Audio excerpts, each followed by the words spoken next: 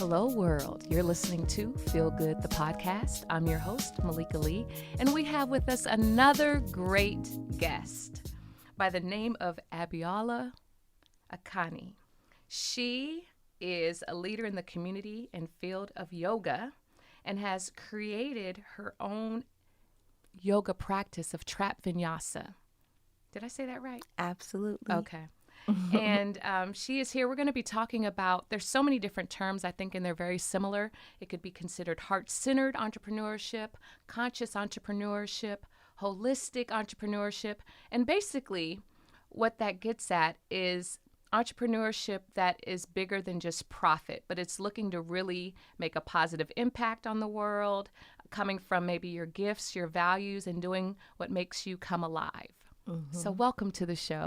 Thank you. I'm happy to be here, Malika. Thank you for having me. And hello, world. I love it.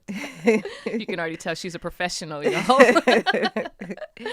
All right. So why don't we get started? So many people, I'll just start off by saying, I think so many people want to do their heart's desires, but they're so afraid to. So thank you for coming here and sharing some of your journey, because I think it'll really touch and inspire people to take it another step, maybe towards their dreams or the life that's calling them. Yes, that's my hope. I understand when you are, a new entrepreneur or not even, crossed into the field of entrepreneurship, but you have a budding dream or a vision, and making that come into fruition or manifesting it, I understand how challenging that can be. So, my hope is to inspire folks to cross that bridge. That's awesome. Okay, so let's get into it. Let's start at your story. So I'm assuming have you ever had a regular W-2 job, and tell us, start off with that. What were you doing? Did you enjoy it? Absolutely. Yes, I did have. I was collecting my W-2s. Yes, honey. Let's see.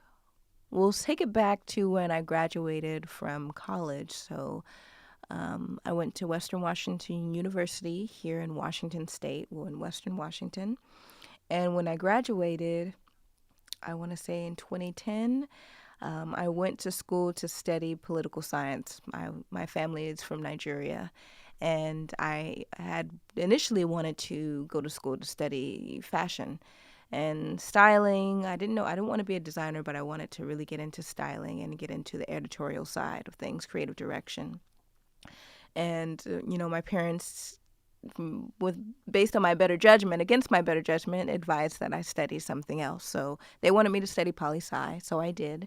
And when I graduated, I was, diligently studying for the LSATs. I was set to take them 6 months out after I graduated. Right when I graduated, I went to Nigeria with my family. I stayed there for some months, a little over a month, and kind of had an epiphany and came back to the States and was just like, I don't want to do this. I did not take my LSAT, even though I had scheduled and paid to take it. I didn't go, and I started a fashion blog. And it was called Bora Bora Style. And if you go to Blogspot, if you go to boraborastyle.blogspot.com, it'll still come up, which is funny. But I started a fashion blog here in Seattle, and I started working for a high-end vintage clothing, vintage dealer. So he basically vended and dealt with high-end vintage pieces from Christian Dior and Chanel and Mugler. He, these pieces that were very old, and he also owned a vintage store here in Seattle. That's a very interesting niche. Yeah. That I have. Seattle, to me, doesn't impress me as a fashion-forward city. It has its small pockets, but those people don't show themselves a lot. Most of the time when he was showing himself, he had a lot of clients in LA, so Seattle was his home, and he just kind of ran under the radar. Okay. But it was really exciting at that time because he had this beautiful store, and when he initially started his store, he was selling some of the higher end pieces. Same thing like you, he realized, after a few years that appetite wasn't there for the high-end fashion here in Seattle. Right. So he started to rework vintage designs, lower-end vintage designs, and create these new pieces. He also sold some of his own personal designs as well. And I worked for him for almost a little over 2 years. I did all of his creative copywriting for his website, and I also did styling with him. So he would have a lot of styling. He was also a stylist, so he'd have a lot of styling engagements in LA, and I would travel to LA with him. And This is sounding like a cool job. it was a dope job, and I learned so much from Vu. He was my first mentor. I learned so much from that man, and I'm forever grateful to him.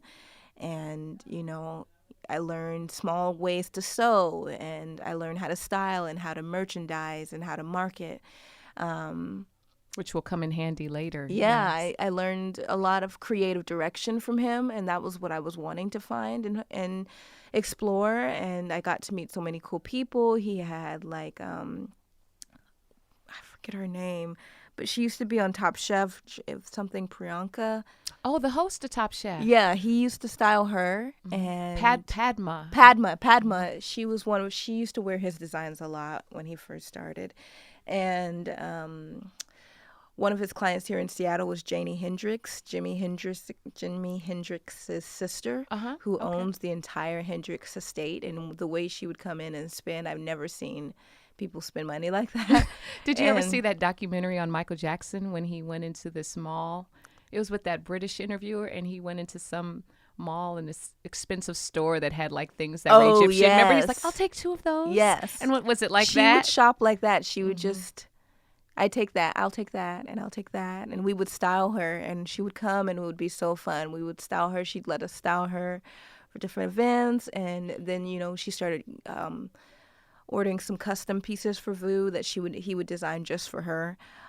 He was an incredible embroiderist. Like the way he would embroider and bead things, and so she would give him beautiful coats for him to just embellish with delicate details. You had to make them custom. To customize them for her. And so I can tell you got a lot out of that job, and that you really enjoyed it. Yes, so I loved it. And then what happened after? So you were there for 2 years. Yes. And so then what happened? Yeah, I was getting on a tangent. Sorry, y'all. It's okay.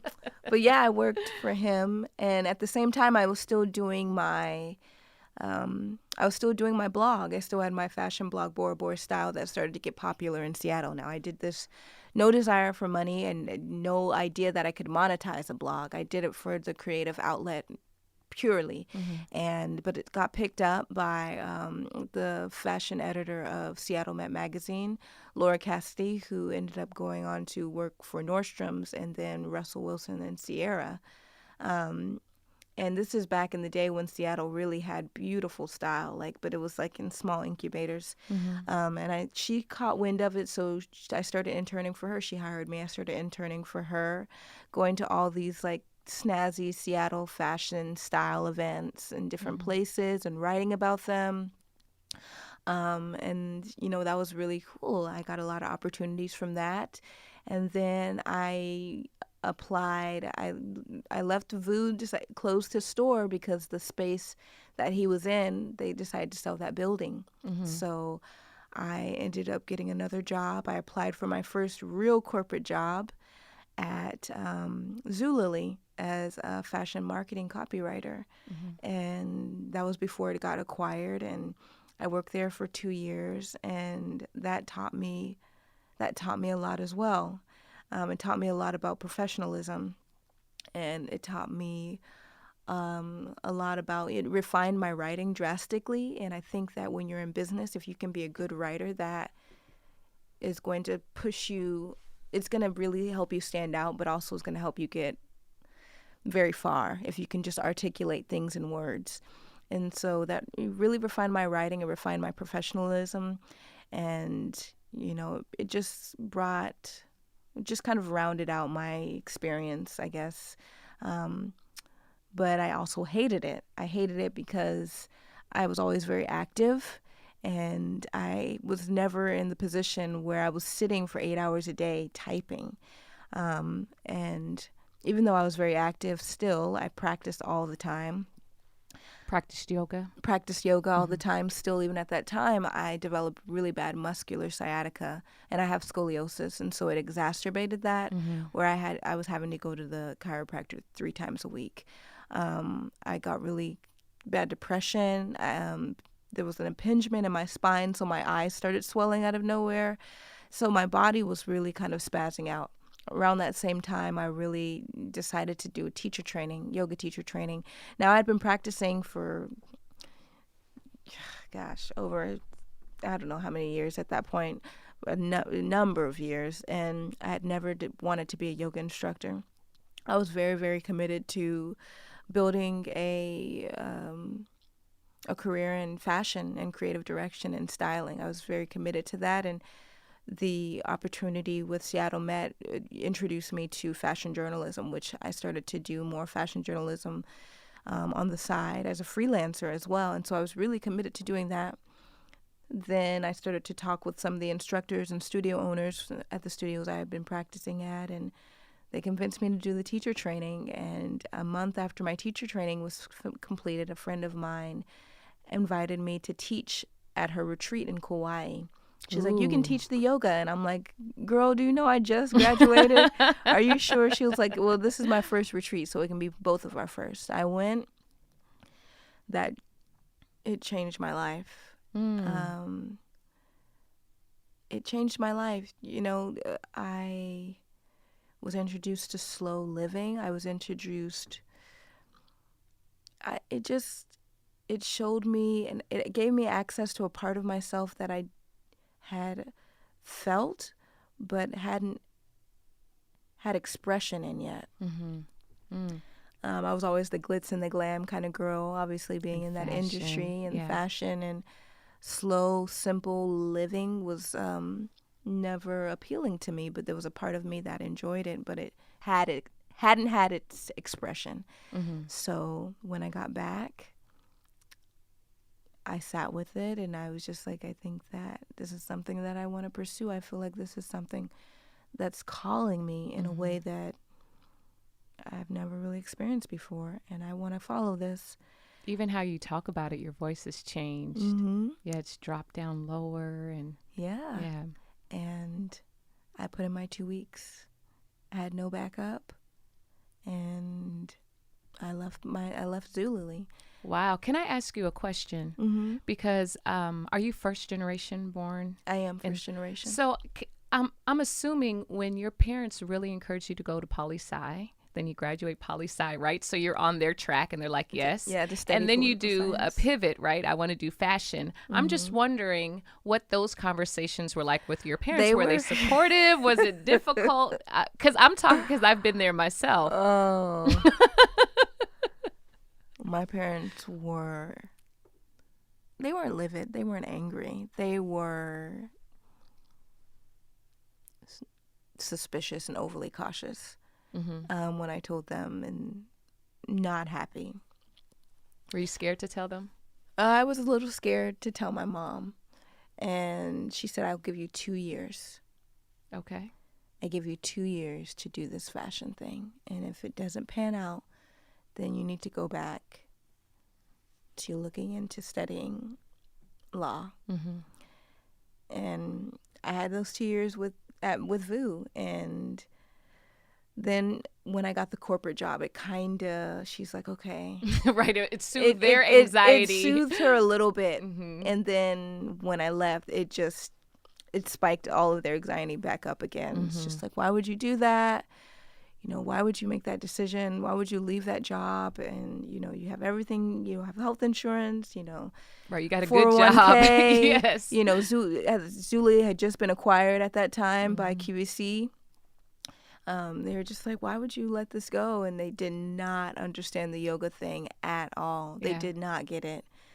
They still don't really get it. And it's been how many years ago was that? That was in 25 years. 5 years, they still don't get it. No, they don't. I mean, they don't understand the yoga. They don't understand the business of yoga. They don't understand how I can be, successful with this. And so, Yeah. And that's important to a lot of parents. yeah. And especially like, first generation, generally it's like they're coming here to provide opportunities Right. for themselves and for their family. And so that kind of increases the pressure. There was a lot of pressure that I was Yeah. putting on myself. And for me, in my mind, I rationalized it as I gave you 4 years of my whole college experience. I gave you that. And, I want to live for me now. And even though I was saying that, I still was trying to impress them up until 3 years ago, 3 years ago, still trying to impress them, show them that I was okay. And not even less than that, almost a year ago, I still was trying to impress my mom and ease her anxiety and ease her into understanding that, hey, I'm going to be okay. I can do this. I totally get that. I have a very comparable journey. We went different ways, but in the sense of like leaving corporate America. And for me, it was my dad. Like, I don't get what you're doing. You have a good job, Fortune 500 company, benefits, just didn't get it. And so now we're coming to the point where you start instructing full time. Or what did that look like? So let's go back, because I think this is the part that gets glazed over, like in movies. So you quit your job. Do you remember what you did that night? Did you go out and celebrate? Were you scared out of your mind? Like, what happened immediately after your last day, or better yet, the last check came in from that job? I was scared. I had a little bit of cushion in that when I took my teacher training, my first 200-hour yoga teacher training, I knew in order for me to be able to do it, I needed to bring in some additional income. So I started waitressing. And the way I paid for my teacher training is I saved all of my tips in a shoebox. $3,000. What? In a shoebox. Oh, under my bed. goodness. I'm not joking. I believe you. Yeah. And so I kept that job, and I kind of leaned on that job when I left Zulily. Okay. And so I knew that I had that. Obviously I was losing a huge portion of my income. But I knew I had some cushion. Okay. And so some cash flow. I had some cushion and some cash flow. And my idea in my head was that, okay, I'm going to teach here and start to bring in money, and the reality set in of how little yoga instructors get paid. And that reality got real quick. And when I started to really focus in on my business, I started, giving away shifts and changing things.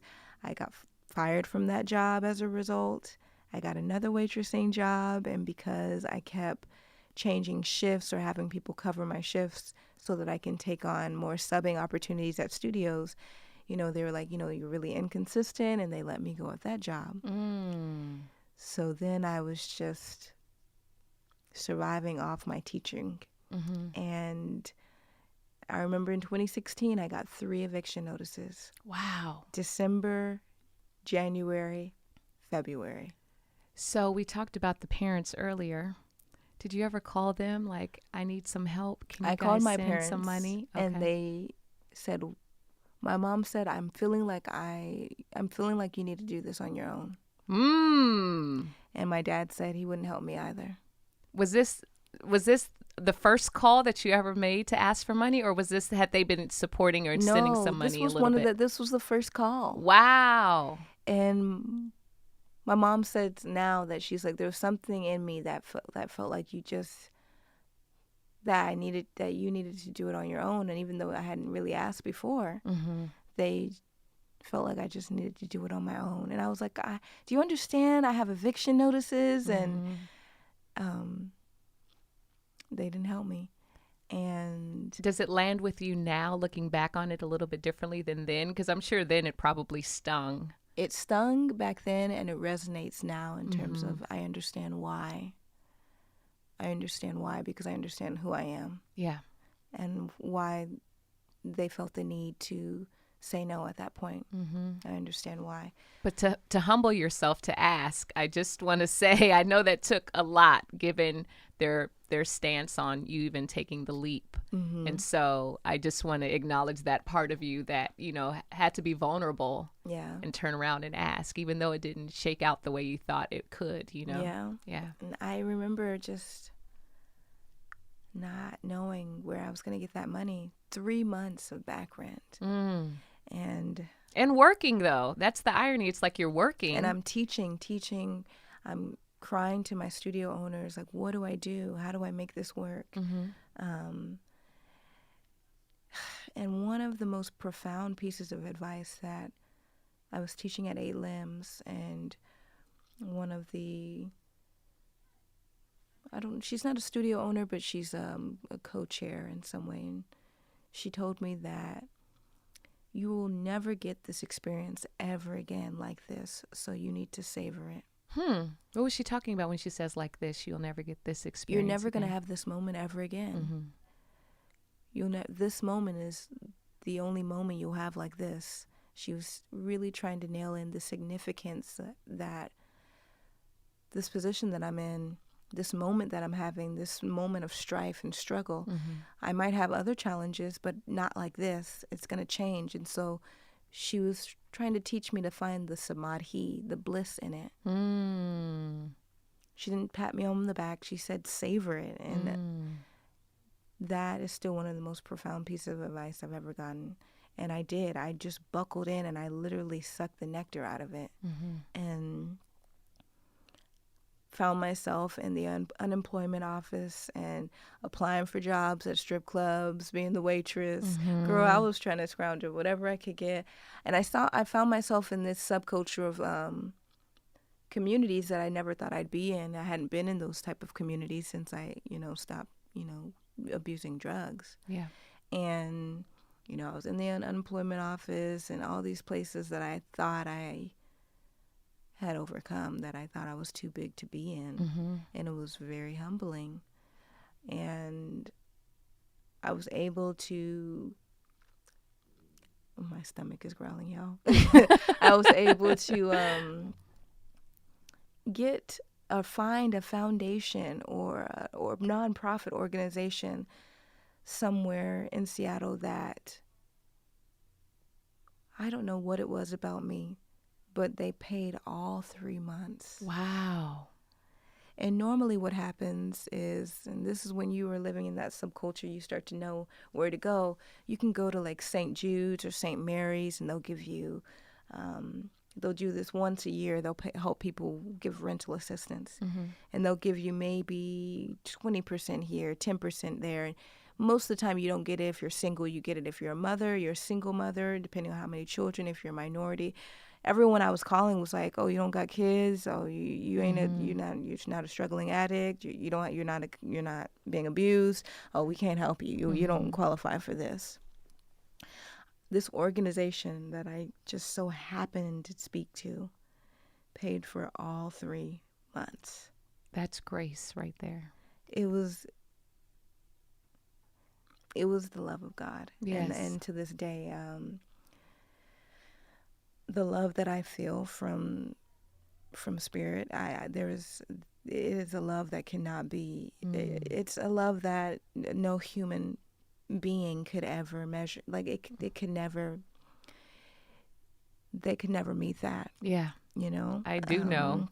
And so, I've always felt very covered, and never again did I feel or move from that survival place after that experience. The Lord allowed me to never have to live from my root chakra of survival, not, physically, but emotionally in my sensory body. I never have that stress of like, how am I going to make this? I never have felt that after that experience. I never felt that.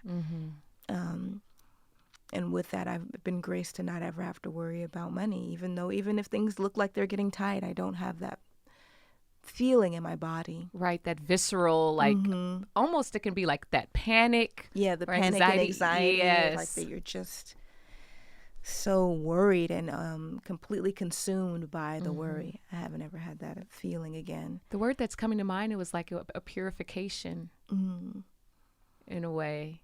Yeah, and that, I yeah, mean, that can prepare you for entrepreneurship because the it cash did. flow, the ups and the downs, It and did. not knowing, right? And From not to be yeah. so dependent on the finances Mm. Mm-hmm. or so blindsided by them, Mm-hmm. and to live in my, my sensory body as opposed to the physical manifestations of how things play out, which when you're building a business, you can be very, very results driven. Mm-hmm. And it also taught me to never overlook where I could be. Being in those unemployment offices and things like that, that was a blow to my ego. I Yeah. didn't ever think I would have to be in those positions. But it also made me super thankful. The woman I was talking to and the stories I was hearing and the help I was getting, even my building manager in my apartment, she was like, if anyone can do this, you can. That's why she Mm. never kicked me out. Mm-hmm. So I knew that there's you could call it a light or Yeah. whatnot that people see. My parents saw it too. Mm-hmm. It caused them to respond the way they did, and so I took that always just reinforced.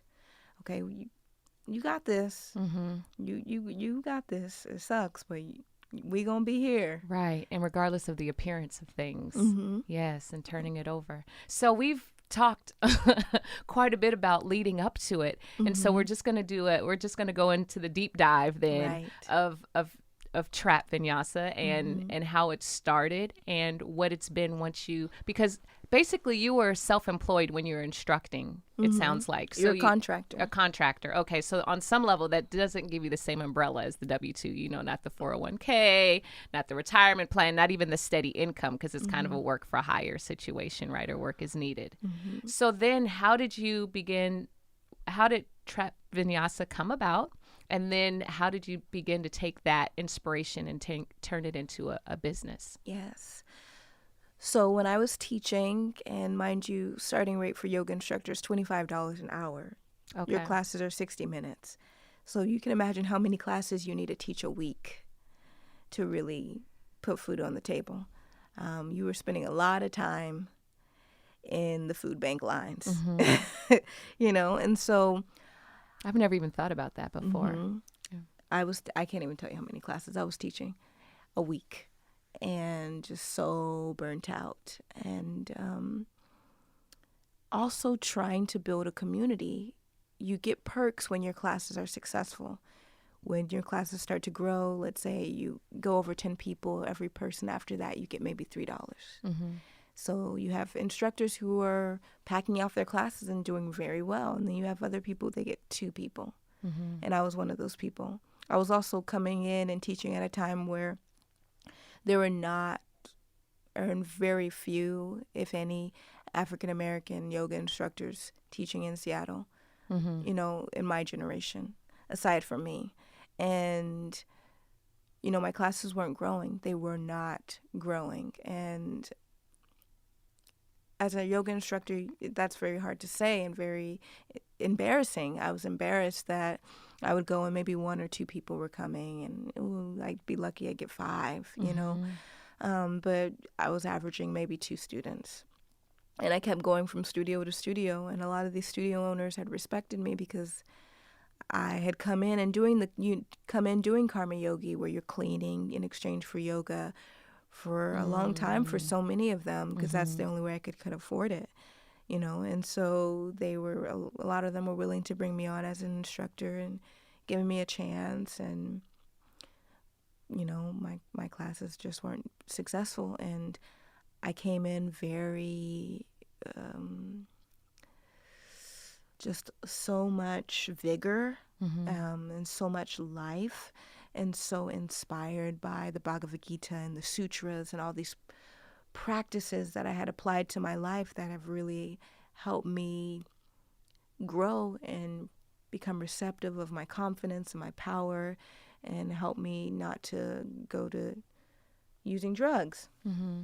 So I was talking about a lot of these ways I've alchemized my trauma and what I use, the practices I've used. And I think for a lot of the community that were coming to the classes, or the one or two people who were coming to my classes, they just wanted to get their practice. They don't want to hear about that. And so it would get less and less. And I got more and more embarrassed, got more and more imposter syndrome, like I shouldn't be here. This isn't the place for me.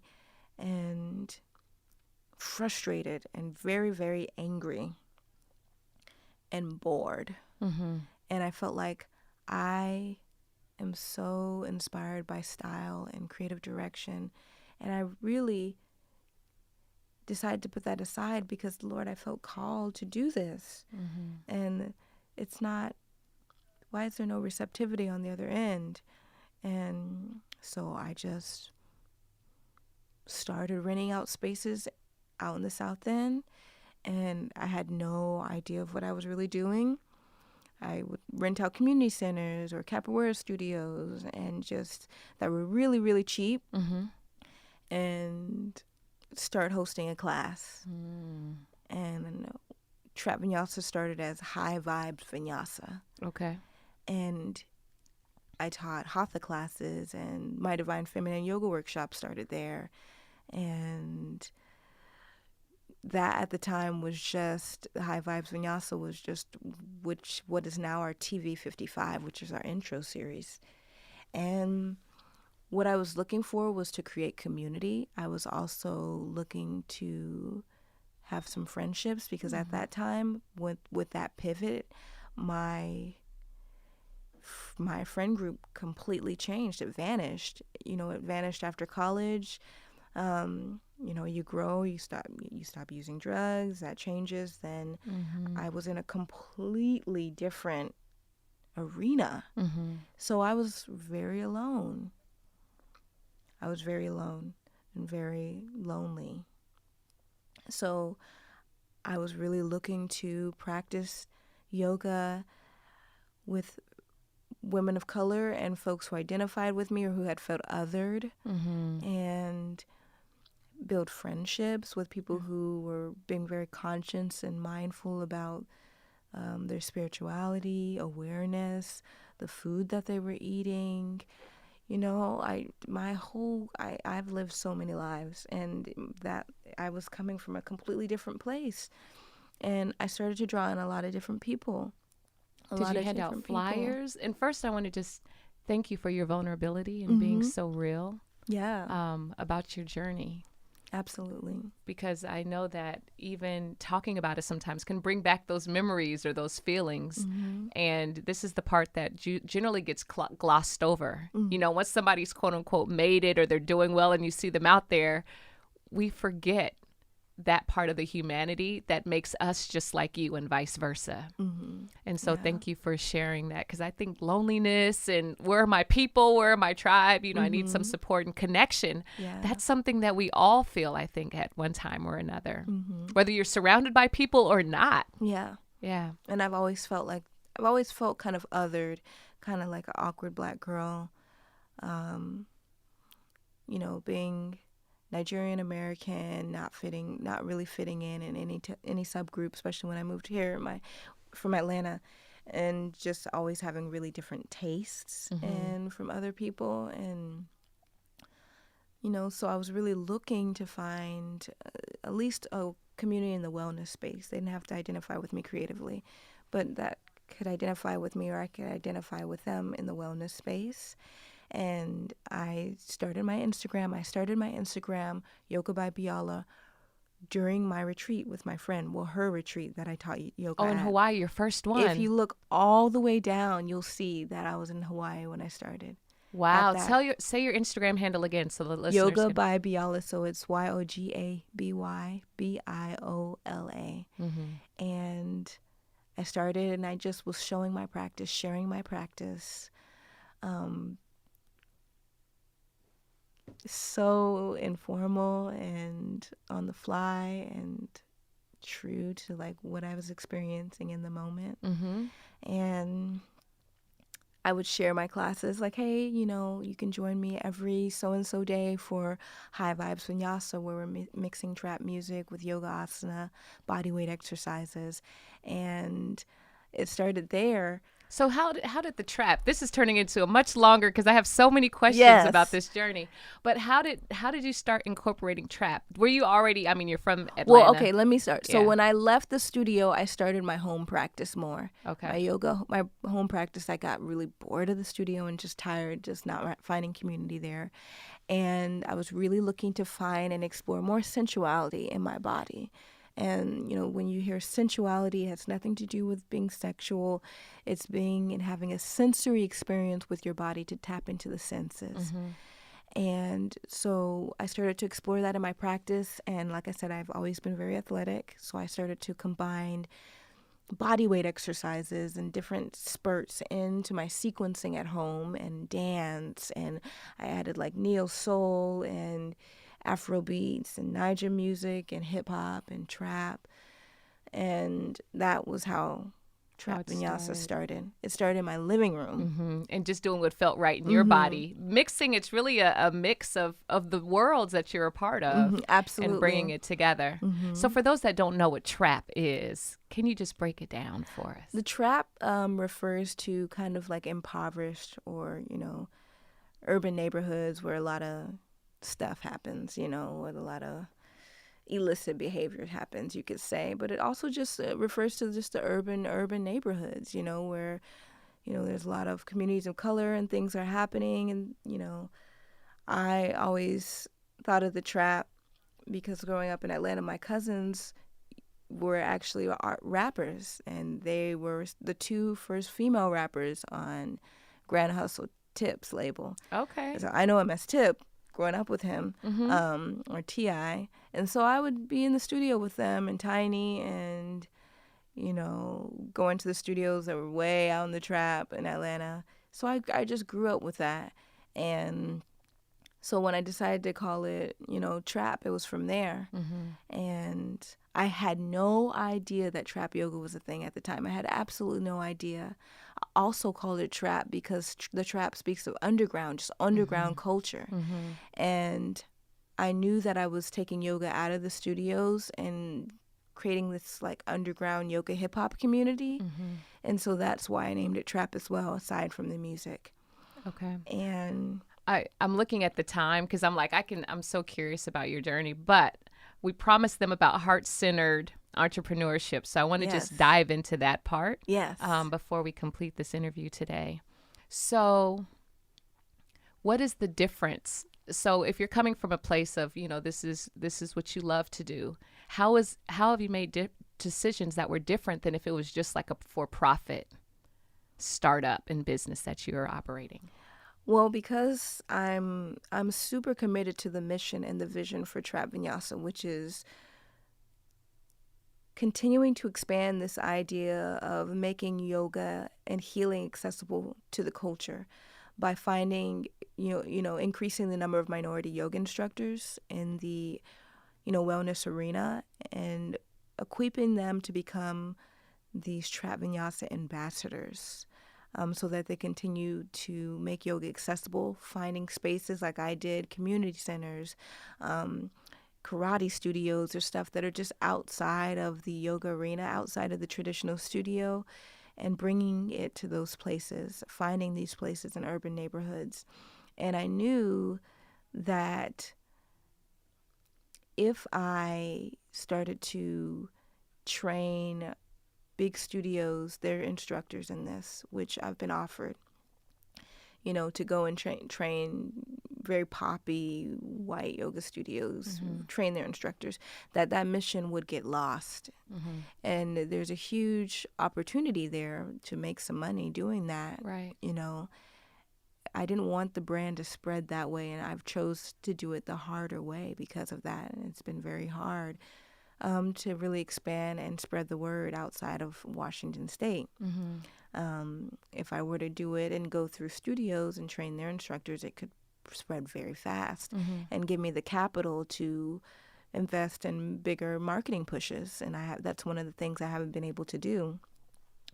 But I'm so committed to that mission that I've chosen not to make those decisions. I've chosen not to partner with those studios in those ways because I know that we have something really unique and special, and I'm very committed to this accessible yoga experience and expanding this idea of underground, yoga communities, which is what Trap Vinyasa is. It's more than a practice. It's become a community. We offer traditional yoga in addition to our proprietary hip-hop yoga classes. We offer traditional and donation-based classes, intro to yoga series, all these different things that we're equipping our instructors to go out and offer to these communities who need it the most, and where studios are not really prevalent, and who don't really feel like stepping into a studio is a decision that they're going to see themselves making anytime soon.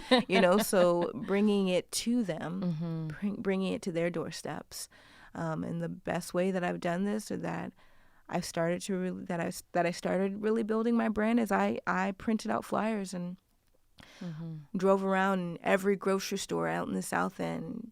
Hey, every salon, hair salon, hey, can I post this? Like, I was literally driving around, walking the streets, putting my flyers up.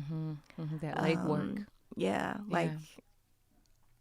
Going to every networking event, talking to every person. That's the same thing I did for my yoga blog, for my fashion blog. I was out in the streets getting the word out, and that's what I continue to do. So we talked about, before we talked about finances and when you were working so hard and still not able to pay your rent. Now as an entrepreneur, how has that changed? Are there multiple streams of income?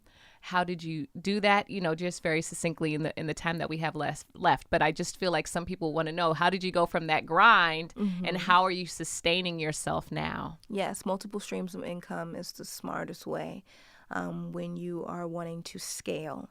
And I'm at this time where I'm ready to scale. Before, I was keeping the instructor group small. I had a cap on the number of instructors because I was nervous about how the instructors would change the mission and the vision once it got into their hands. Because you have to let go of control. I've had to let go of that control. So we have multiple ways. We have a teacher training.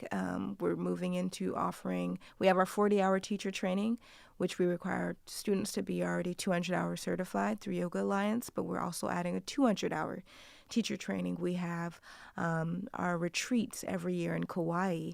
In addition, students or teachers are having to pay a licensee because Trap Vinyasa is a trademark practice. So they're paying a monthly licensee fee. So there's income coming in from that. We have Body Party, which is our wellness event series, which will be in Miami in May, and we have conversations focused around sexual and relational wellness, trying to normalize those types of conversations in the wellness space. So some of our panelists for that include Jessamine Stanley. That's a huge one. Evian Whitney. So that's going to be in Miami. So we have those. We have merch. So multiple streams of income is the best way to go about expanding and scaling your business. So yes, that's one of the things that has made that leap from being broke. Right, and working so hard. To working more efficiently, working smarter, and ultimately scaling. So just in closing, if someone's listening to you right now and they have an idea that they think could really inspire people, touch lives, and they want to start a business possibly, what would you, if they're still let's say they're still on the fence, they don't know if they want to start a business or not yet, what would you say, like what are some steps for them to explore just to go forward with this? A piece of advice or just something to think about more in the ideology sense is that when you create something, which if you think about yourself as a living soul first, having a human experience second, you were essentially created to birth and create, mimic that of sovereign spirit, to mimic the way sovereign spirit creates. Absolutely. So you have this opportunity to really thrive, which you don't really get the opportunity to thrive when you're working for someone else's vision. Secondly, if you are wanting to start your own business and you're really on the fence, I would say if you are working at a corporate job, even if you're just doing waitressing or something like I did, just have something like I had a way to make income pretty quickly right after that. So I could teach yoga classes, which I did, and I also had that waitressing job. So just have some small cushion, which means that you're going to have to put aside your ego to work something like that. Right. That may be quote unquote below you, depending on, some type of part-time job, whether you're bagging groceries or something like that. That always helps. That's the number one thing. I feel like you can have some cushion if you are just like, I can't stand it anymore, I want to leave now. And then also start marketing yourself out or marketing out your offerings fairly quickly. And know that while you're still at your corporate job, when you market them, that you can create some form of income, not a lot of income, but even just a little bit. Yeah. So know that it can make some money for you. Those would be the two main things.